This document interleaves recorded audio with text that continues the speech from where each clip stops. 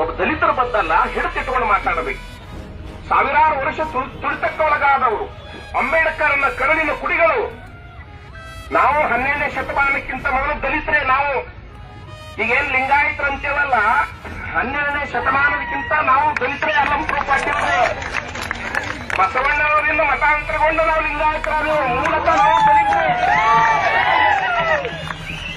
ಇದೆಲ್ಲ ನಮ್ಮ ಲಿಂಗಾಯತರಿಗೆ ಅವರು ಇರಬೇಕು, ಲಿಂಗಾಯತರಿಗೆ ಅವರು ಇರಬೇಕು. ಹೇಳ್ತಾ ಇದ್ದಾನೆ ಬಸವಣ್ಣ, ಅಪ್ಪನು ನಮ್ಮ ಮಾಲಾರ ಚೆನ್ನಯ್ಯ ಅಂತ ಹೇಳ್ತಾನೆ. ಮತ್ತೆ ಯಾರು ಅಂದ್ರೆ ಮಾಲಾರ ಚೆನ್ನಯ್ಯ. ಇದು ನಾನು ಹೇಳಿಲ್ಲ, ಬಸವಣ್ಣವ್ರು ಹೇಳ್ಯಾರ. ಪತ್ರಿಕೆಯವರು ಚಂದ ಬರೀ, ಅಡ್ಡತ್ತಿದ್ದ ಬರಿಬೇಡ್ರಿ. ಇದೇ ಒಂದು ದೊಡ್ಡದು ಮಾಡ್ತಾರೆ ನಾಳೆ.